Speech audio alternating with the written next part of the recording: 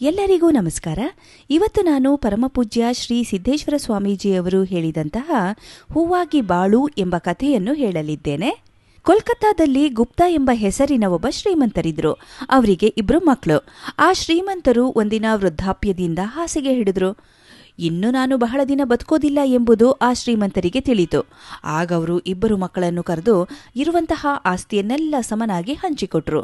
ಕೊನೆಗೆ ವಿಶಾಲವಾದಂತಹ ಮನೆಯೊಂದು ಉಳಿದಿತ್ತು. ಒಂದ್ ರೀತಿ ಅದು ಅರಮನೆಯೇ ಆಗಿತ್ತು. ತಂದೆ 2 ಮಕ್ಕಳನ್ನು ಕರೆದು ಹೇಳಿದ್ರು, ಈ ಮನೆಯನ್ನು ಮಾತ್ರ ಹರಿದು ಹಂಚ್ಕೋಬೇಡಿ, ಅದರಲ್ಲಿ ಸಾಕಷ್ಟು ಕೋಣೆಗಳಿವೆ, ಅಂತಸ್ತುಗಳಿವೆ. 2 ಸಹೋದರರು ಹೊಂದಿಕೊಂಡು ಸುಖವಾಗಿರಿ ಎಂದು ಹೇಳಿ ತಂದೆಯೂ ಕಣ್ಣು ಮುಚ್ಚಿದ್ರು. ಆದರೆ ಮಕ್ಕಳ ಮನಸ್ಸೇ ಬೇರೆಯಾಗಿತ್ತು. ನಾನು ಹಿರಿಯ, ನನಗೆ ಈ ಮನೆಯಿಂದ ಹಿರಿಯಣ್ಣ. ನಾನು ಕಿರಿಯ, ತಂದೆ ನನ್ನನ್ನೇ ಹೆಚ್ಚಾಗಿ ಪ್ರೀತಿಸುತ್ತಿದ್ರು, ಹಾಗಾಗಿ ಈ ಮನೆ ನನಗೆ ಅಂದ್ರು ಕಿರಿಯ ತಮ್ಮ. ಹೀಗೆ ವಾದ ವಿವಾದ ಮಾಡುತ್ತಾ ಈ 2 ಒಂದಿನ ಕೋರ್ಟಿಗೆ ಹೋದ್ರು. ನ್ಯಾಯವಾದಿಗಳಿಗೆಲ್ಲಿ ಸಮಯವಿರುತ್ತದೆ? ಇವರ ನ್ಯಾಯವನ್ನು ಮುಂದೆ ಹಾಕುತ್ತಾ ಹೋದ್ರು. ಹಿಂಡುವ ಎಮ್ಮೆ ಸಿಕ್ಕಾಗ ಯಾರಾದ್ರೂ ಬಿಡ್ತಾರಿಯೇ?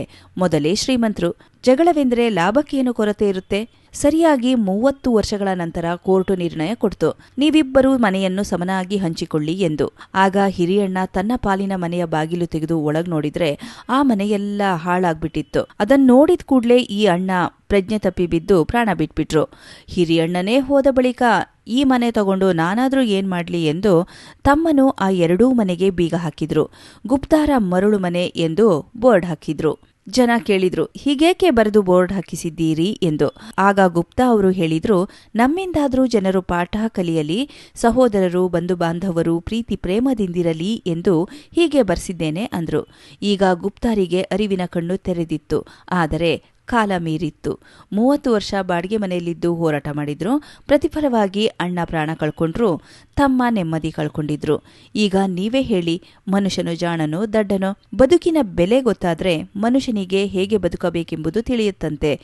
ಆದರೆ ಎಷ್ಟೋ ಜನ ಪ್ರಾಣ ಹೋದ್ರೂ ಈ ಜಗಳ ಬಿಡಬೇಡ ಎಂದು ಹೇಳಿ ಜಗಳಾಡುವವರನ್ನು ಹುರಿದುಂಬಿಸುವವರೂ ಇದ್ದಾರೆ. ಹಾಗಾದ್ರೆ ಪ್ರಾಣಕ್ಕಿಂತ ಜಗಳ, ವಾದ ವಿವಾದ, ಹೋರಾಟವೇ ದೊಡ್ಡದೇ? ವಿಕಾಸದ ತುದಿಯಲ್ಲಿ ಇರುವವನೇ ಮನುಷ್ಯನೆಂದು ವಿಜ್ಞಾನಿಗಳು ಹೇಳೋದೇಕೆ? ಹಕ್ಕಿ ಪಕ್ಷಿಗಳು ಎಂದಾದ್ರೂ ನ್ಯಾಯ ಕೇಳಿ ಕೋರ್ಟಿಗೆ ಹೋಗಿದ್ದಾವೆಯೇ? ಎಲ್ಲಾದ್ರೂ ಕೆಲವೊಮ್ಮೆ ಮದುವೆ ಮುಂಜಿ, ಸತ್ಸಂಗ, ಪುರಾಣ, ಪ್ರವಚನಕ್ಕೆ ಹೋದಾಗ ಗೊತ್ತೋ ಗೊತ್ತಿಲ್ದೇನೋ ಯಾರಾದ್ರೂ ಪಾದರಕ್ಷೆಗಳನ್ನು ಹಾಕೊಂಡು ಹೋಗಬಹುದು. ಅಷ್ಟಕ್ಕೆ ಅಲ್ಲಿರುವಂತಹ ಜನರೆಲ್ಲರೂ ಕಳ್ಳರು, ಸುಳ್ಳರೆಂದು ಹೇಳಿ ವಾದ ವಿವಾದ ಮಾಡಿದ್ರೆ ಹೇಗೆ? ಮತ್ತೆ ಕೆಲವರು ನೀನು ನಮ್ಮತ್ತ ನೋಡಿ ಯಾಕೆ ನಗುತ್ತಿ ಎಂದು ಜಗಳ ಮಾಡಿದವರೂ ಇದ್ದಾರೆ, ಮಾಡುವವರೂ ಇದ್ದಾರೆ. ಇದೆಲ್ಲ ಜಾಣತನದ ಲಕ್ಷಣ ಹೇಗಾಗುತ್ತದೆ ಎಂದು ಪರಮಪೂಜ್ಯ ಶ್ರೀ ಸಿದ್ದೇಶ್ವರ ಸ್ವಾಮೀಜಿಯವರು ಹೂವಾಗಿ ಬಾಳು ಎಂಬ ಕಥೆಯಲ್ಲಿ ಹೇಳಿದ್ದಾರೆ. ಧನ್ಯವಾದಗಳು.